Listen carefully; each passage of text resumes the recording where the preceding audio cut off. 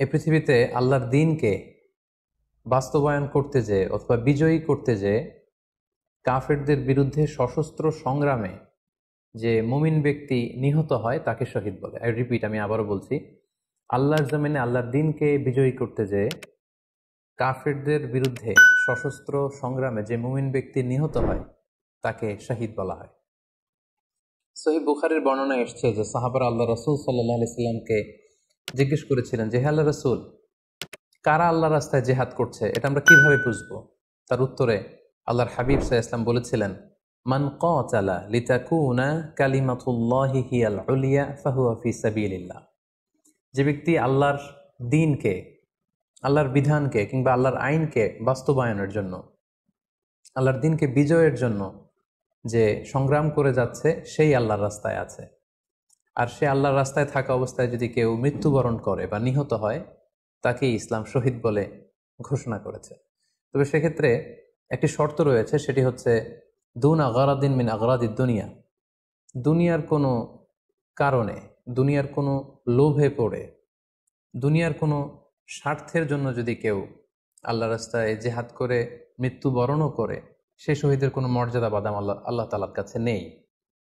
কেননা আমরা হাদিস থেকে জেনেছি অনেক শহীদ কিয়ামতের ময়দানে আল্লাহ তাআলা তাদেরকে জাহান্নামে ফেলে দিবেন। আল্লাহ বলবেন যে, তুমি তো দুনিয়াতে জেহাদ করেছিলে যে মানুষ তোমাকে বীর বলবে, মানুষ তোমাকে সাহসী বলে ঘোষণা দিবে, বাহাবা পাওয়ার জন্য তুমি জেহাদে অংশগ্রহণ করেছিলে এবং সেখানে নিহত হয়েছ।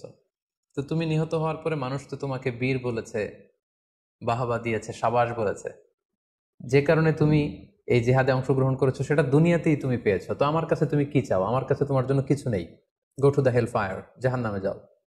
তাকে আল্লাহ তাআলা উপর করে জাহান্নামে নিক্ষেপ করবেন।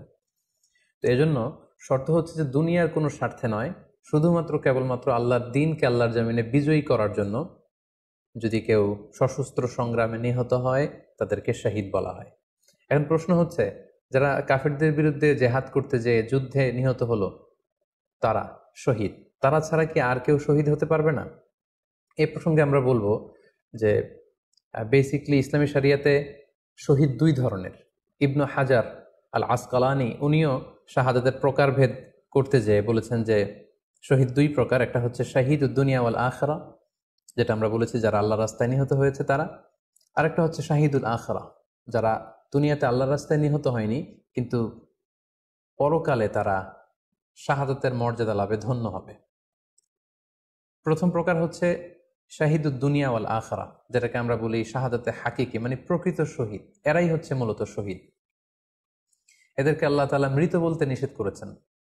আল্লাহ তাআলা বলেছেন, ওয়ালা তাকুলু লিমান ইউকতালু ফি সাবিলিল্লাহি আমওয়াত বাল আহইয়া ওয়ালাকিন লা তাশউরুন। যারা আল্লাহর রাস্তায় জীবন দিয়ে নিহত হয়েছে তাদেরকে তোমরা মৃত বলো না, বরং তারা জীবিত। অন্য এক আয়াতে এসেছে বাল আহিয়াউন ইনদা রাব্বিহিম ইউরযাকুন, তারা জীবিত এবং আল্লাহর কাছে তারা রিজিক প্রাপ্ত, আল্লাহ তাআলার পক্ষ থেকে তারা রিজিক প্রাপ্ত। তাদের মর্যাদা আল্লাহ তাআলার কাছে এত বেশি যে তাদেরকে নিহত হওয়ার পরে কোনো জানাজার আগে গোসল দিতে হয় না। তাদের রক্তাক্ত দেহটাকেই সরাসরি জানাজার পরে দাফন করে দিতে হয়, কেননা সেই ঝরঝরে রক্ত নিয়ে তারা সেদিন কিয়ামতের দিবসে আল্লাহ তাআলার দরবারে তারা হাজির হয়ে যাবে। এবং আমরা যদি কোরআনের দিকে তাকাই, কোরআন আমাদেরকে জানিয়েছে আনা আমাল্লাহু আলাইহিম মিনান নাবিয়িন ওয়াস সিদ্দিকিন ওয়াশ শুহাদাই ওয়াস সালিহিন, মানে সবচেয়ে শ্রেষ্ঠ তাবাকা বা দারাজা হচ্ছে নবীদের দারাজা, নবীদের পরে হচ্ছে সিদ্দিকিনদের দারাজা, এবং সিদ্দিকিনদের পরেই যাদের মর্যাদা আল্লাহ তাআলার কাছে সবচাইতে বেশি তারা হচ্ছে শুহাদা। এজন্য প্রতিটি মুমিনের জীবনের আকাঙ্ক্ষা বা তামান্না থাকা উচিত তারা যেন শাহাদাতের মৃত্যু আল্লাহ তাআলার কাছে কামনা করে। এবং আমরা যদি সাহাবাদের জীবনের দিকে তাকাই তাহলে দেখবো ওনারা সবসময় আল্লাহ তাআলার কাছে শাহাদাতের মৃত্যু কামনা করতেন। সাইয়েদনা ওমর ফারুক রাদিয়াল্লাহু তাআলা আনহু আল্লাহ তাআলার কাছে সবসময় শাহাদাতের মৃত্যু চাইতেন।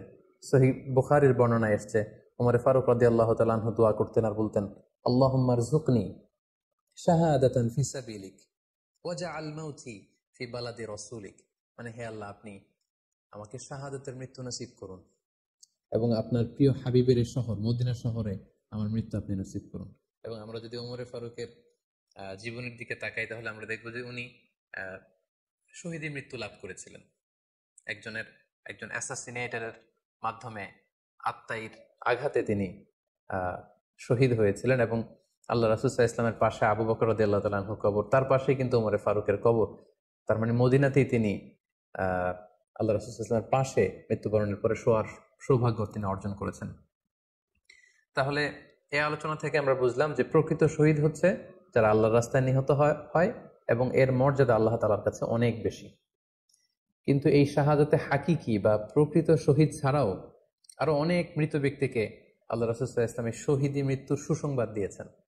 তারা জেহাদে অংশগ্রহণ করেনি, তারা কাফিরদের আঘাতে নিহত হয়নি, তারা প্রকৃত শহীদ নয়, কিন্তু কিয়ামতের দিন তারা শাহাদাতের মর্যাদা লাভ করবে। তারা কারা? এ ব্যাপারে আমরা সহিহ মুসলিমের একটি হাদিস এখানে উল্লেখ করতে চাই, যেখানে আল্লাহ রাসূল সাল্লাল্লাহু আলাইহি ওয়াসাল্লাম সাহাবাদেরকে জিজ্ঞেস করেছেন, মা তা'উদ্দুনা শাহিদা ফীকুম, ওহে সাহাবারা তোমরা কাদেরকে শহীদ বলে মনে করো? সাহাবারা বললেন, যারা আল্লাহর রাস্তায় নিহত হয় তারা শহীদ। তখন আল্লাহ রাসূল সাল্লাল্লাহু আলাইহি ওয়াসাল্লাম বললেন, ইন্না শুহাদা উম্মতি ইদান লাকালিল, এরকম হলে তো আমার উম্মতের মধ্যে শহীদদের সংখ্যা একেবারে কম। যারা জিহাদের সুযোগ পাবে না, জিহাদের ময়দানে কাফেরদের বিরুদ্ধে সশস্ত্র সংগ্রাম করে যারা নিহত হওয়ার সুযোগ পাবে না, তাহলে তো তারা শহীদ হতে পারবে না। সাহাবারা এই কথা শুনে বললেন, ইয়া রাসূলুল্লাহ, তাহলে কারা শহীদ আপনি বলেন। তখন আল্লাহ রাসূল সাল্লাল্লাহু আলাইহি ওয়াসাল্লাম বললেন যে যারা আল্লাহর রাস্তায় নিহত হয় তারা তো শহীদ বটেই, পাশাপাশি ওমান মাতা ফি তাউনি ফাহুয়া শাহীদ, মহামারীতে যারা মারা যায় তারাও কিন্তু শহীদ। প্লেগ রোগে বা মহামারীতে, এই যে করোনা ভাইরাসের সময় যারা ঈমানের সাথে ইন্তেকাল করেছে তাদেরকেও আল্লাহ তাআলা শাহাদাতের মর্যাদা দান করবেন। ওমান মাতা ফিল বাতনি ফাহুয়া শাহীদ, পেটের পীড়ায়, পেটের কোনো রোগে যদি কেউ আক্রান্ত হয়ে মারা যায় সে কিয়ামতের দিন শাহাদাতের মর্যাদা লাভ করবে। ওয়াল গরিকু শাহীদ, পানিতে ডুবে যদি কেউ মারা যায় সেও শাহীদ। এভাবে অন্যান্য আরো অনেক হাদিসে, কোনো হাদিসে 5 জন, কোনো হাদিসে 7 জন, কোনো হাদিসে আরো বেশি, এভাবে আরো অনেক ব্যক্তিকে আল্লাহ রাসূল সাল্লাল্লাহু আলাইহি ওয়াসাল্লাম শাহাদাতের মর্যাদা লাভে তারা কিয়ামতের দিন ধন্য হবে এই মর্মে তিনি আমাদেরকে জানিয়েছেন। সুনানে নাসাইর একটি বর্ণনা থেকে আমরা জানতে পারি, আল্লাহর হাবিব সাল্লাল্লাহু আলাইহি ওয়াসাল্লাম বলেছেন, মান কুতিলা দুনা মাজলামাতিহি ফাহুয়া শাহীদ, অন্যায়ভাবে যদি কাউকে হত্যা করা হয়, হি ইজ ডিফেন্ডিং ইনজাস্টিস, অন্যায় প্রতিরোধে সে মারা গিয়েছে, এরকম মৃত্যুকেও তিনি শাহাদাতের মৃত্যু বলে ঘোষণা করেছেন। সুনানে তিরমিজির আরেকটি বর্ণনায় আল্লাহ রাসূল সাল্লাল্লাহু আলাইহি ওয়াসাল্লাম আরো কিছু ব্যক্তিকে শহীদ বলে ঘোষণা করেছেন। যেমন তিনি বলেছেন, মান কুতিলা দুনা দীনিহি ফাহুয়া শাহীদ, কেউ তার দ্বীনকে হেফাজত করতে যেয়ে যদি মৃত্যুবরণ করে সে শহীদ। ওমান কুতিলা দুনা দামিহি ফাহুয়া শাহীদ, নিজের রক্ত বাঁচাতে যেয়ে যদি কেউ মৃত্যুবরণ করে শহীদ। তার সম্পদ বাঁচাতে যেয়ে যদি মৃত্যুবরণ করে সে শহীদ। তার ফ্যামিলিকে সেভ করতে যেয়ে কেউ যদি মৃত্যুবরণ করে সেও শহীদ। তার সম্মান, ইজ্জত, তার স্ট্যাটাসকে বাঁচাতে যেয়ে যদি কেউ মৃত্যুবরণ করে সেও শহীদ। আরেক বর্ণনায় আমরা জানতে পারছি, আল্লাহ রাসূল সাল্লাল্লাহু আলাইহি ওয়াসাল্লাম বলেছেন, ওয়াসাহিবুল হাদমি ফাহুয়া শাহীদ, অর্থাৎ ধ্বংসস্তূপের নিচে চাপা পড়ে যদি কেউ মারা যায় বা কোনো দেয়ালের নিচে চাপা পড়ে যদি কেউ মারা যায় সে শহীদ। ওয়াসাহিবু যাতিল জানবি শাহীদ, অর্থাৎ ফুসফুসের কোনো রোগে, লেটসে লাং ক্যান্সারে যদি কেউ মারা যায়, ফুসফুসের কোনো ভয়ানক রোগে যদি কেউ মারা যায় সে শাহীদ, শহীদের মর্যাদা পাবে। আল হারিকু শাহীদ, আগুনে পড়ে যদি কেউ মারা যায় সেও শহীদ। ওয়াল মারআতু তামুতু বিজুমঈন শাহীদ, বাচ্চা পেটে ধারণ করেছে, অর্থাৎ গর্ভবতী মা যদি এই প্রেগন্যান্সির কারণে কিংবা বেবি ডেলিভারি করতে যেয়ে যদি মারা যায় সেও কিন্তু শহীদদের কাতারে দাঁড়াবে। এভাবে আমরা বিভিন্ন হাদিসের আলোকে এবং আল্লাহ রাসূল সাল্লাল্লাহু আলাইহি ওয়াসাল্লামের সুসংবাদ বাণীর আলোকে আমরা বুঝতে পারি যে আল্লাহর রাস্তায় যারা জিহাদ করে আল্লাহর দ্বীনকে বিজয়ী করতে যে মৃত্যুবরণ করেছে তারা হচ্ছে প্রকৃত শহীদ। তাদের মর্যাদা আল্লাহ তাআলার দরবারে অনেক অনেক বেশি। কিন্তু এই শহীদ ছাড়াও আরো অনেক ধরনের মৃত্যুকে আল্লাহর হাবিব সাল্লাল্লাহু আলাইহি ওয়াসাল্লাম শাহাদাতের মৃত্যুর সাথে ঘোষণা করেছেন। সো যারা জেহাদে মারা গেল তারাই শহীদ, বাকিদেরকে শহীদ বলা যাবে না, এই কথাটি ঠিক নয়। বরং আল্লাহ রাসূল সাল্লাল্লাহু আলাইহি ওয়াসাল্লাম নিজেই চেয়েছেন, তিনি বলেছেন যে তোমরা যদি শুধু এই এক শ্রেণীকে শহীদ বলো তাহলে তো আমার উম্মতের মধ্যে শহীদের সংখ্যা একেবারে কম। আর আমি চাই আমার উম্মতের মধ্যে থেকে অনেক সংখ্যক লোক এই শাহাদাতের দারাজা, এই মর্তবা, এই মর্যাদা লাভ করে ধন্য হোক। তাই আমরা যে কেউ একটি বর্ণনার কথা বললাম, এছাড়াও আরো অনেকগুলো বর্ণনা আছে এই ধরনের মৃত্যু যারা বরণ করেছে, লেটসে পানিতে ডুবে, আগুনে পুড়ে, পেটের পীড়ায়, নিজের সম্পদ বাঁচাতে যে, অন্যায়ের প্রতিরোধ করতে যে, সন্তান ভূমিষ্ঠ করতে যে, এরকম যত ধরনের মৃত্যু রয়েছে, এ ধরনের মৃত্যুকে আল্লাহ রাসূল সাল্লাল্লাহু আলাইহি ওয়াসাল্লাম শহীদি মৃত্যু বলেছেন। এবং কিয়ামত দিবসে এই সমস্ত লোকেরাও তারা শাহাদাতের মর্যাদা লাভে ধন্য হবে ইনশাআল্লাহ। আশা করি প্রশ্নের উত্তর আপনি পেয়েছেন। আল্লাহ তাআলা আমাদের সবাইকে সঠিকভাবে ইসলাম জানার, বোঝার এবং সে অনুযায়ী মানার তৌফিক দান করুক। হাযা মা ইনদি ওয়াল ইলমু ইনদাল্লাহ আলাইহি তাওয়াক্কালতু ওয়া ইলাইহি উনীব। ওয়াসসালামু আলাইকুম ওয়া